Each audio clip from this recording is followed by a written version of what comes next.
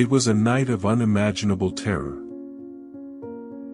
9 experienced hikers, professional and prepared, fled their tent into the brutal Siberian cold. Their shelter was sliced open from the inside. Their bodies were found scattered, some missing eyes and tongues, others with clothes radiating high levels of contamination.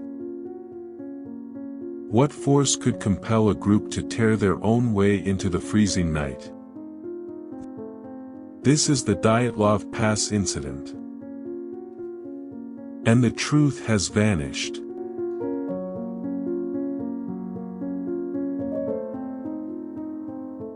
You are tuned into the Vanishing Point, where we explore the most baffling disappearances and the mysteries that defy explanation. To understand the horror of that night, we must first meet the 9 people at the center of this tragedy. This was the Dyatlov group, led by 23-year-old Igor Dyatlov.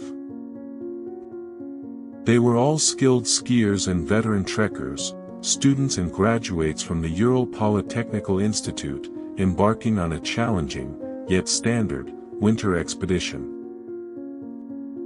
Their goal, to reach Mount Otorten, a peak known locally as Don't Go There.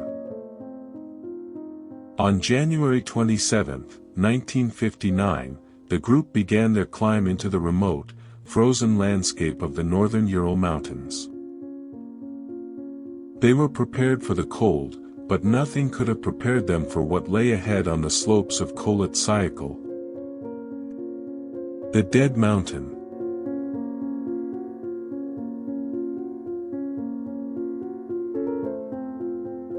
The group's initial trek was smooth. On January 27, they began their journey, even sharing a meal with fellow hikers before heading into the wilderness. Their route was challenging, navigating deep snow and treacherous terrain. They documented their progress with cameras, leaving behind a chilling photographic record of their final days. By January 31, they had reached the edge of the highland area. They built a storage depot for supplies and made preparations for their ascent up Kolat-Syakhl, the Dead Mountain. This was the last time their full group of 10 was together, as one member, Yuri Yudin, was forced to turn back due to illness. He would be the sole survivor. The remaining 9 pushed on. On February 1, they started to climb Kolat-Syakhl, making camp on its eastern slope. The weather was deteriorating, with strong winds and heavy snow. They pitched their tent on a relatively exposed area, a decision that would later be heavily scrutinized. This was their final recorded location. Dyatlov had planned to send a telegram upon their return by February 12. But the date came and went. Then February 15th, still no word. Relatives grew concerned. Rescue teams were dispatched, initially volunteers, then the Army and Air Force. The search for the missing hikers had begun. But what they would find would shake the world.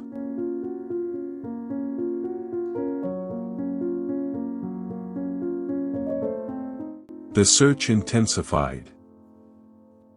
On February 26, 1959, over 3 weeks after the group was last heard from, searchers made a horrifying discovery. Their tent was found abandoned on the slopes of Kolat-Syakhl, partially collapsed and covered in snow. But it was how the tent was damaged that sent chills down their spines. The tent had been slashed open from the inside, not torn by external forces. All their winter gear, food, and shoes were still inside. Footprints in the snow, from 8 or 9 individuals, barefoot or in socks, led away from the tent and towards a nearby forest. It appeared they had fled in a desperate panic.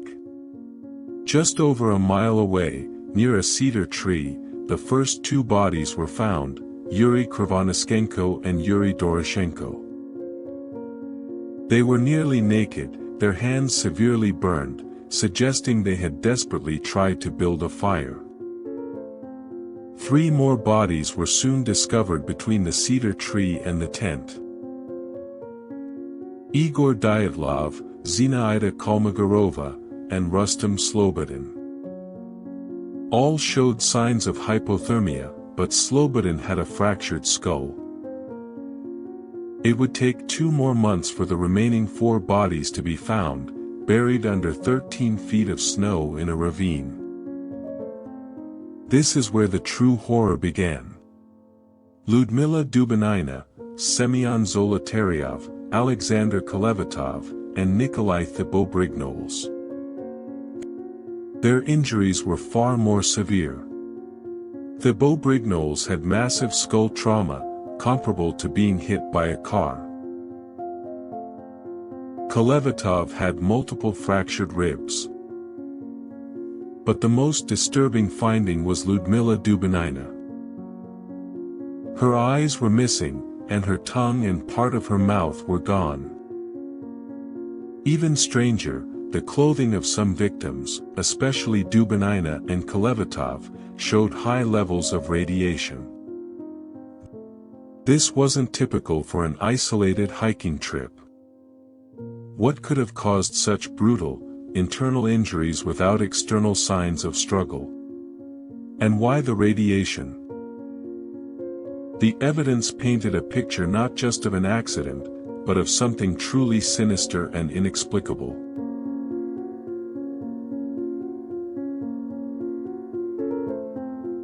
The official conclusion stated the group died from a compelling unknown force.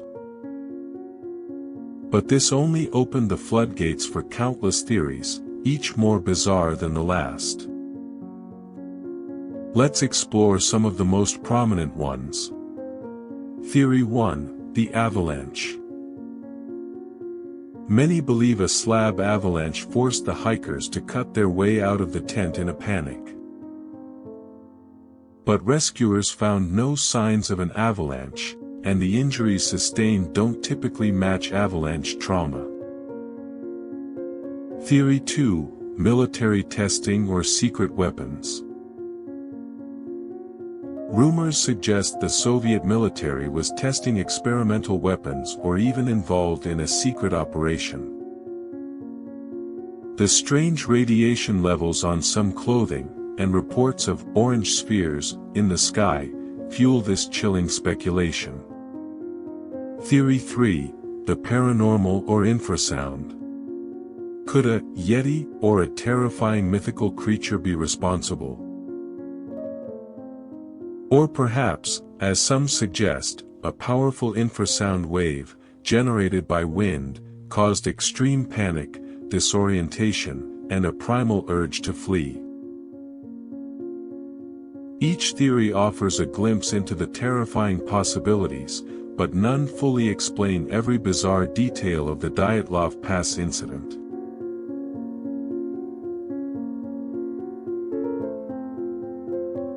The Dyatlov Pass incident remains one of the world's most enduring and terrifying unsolved mysteries.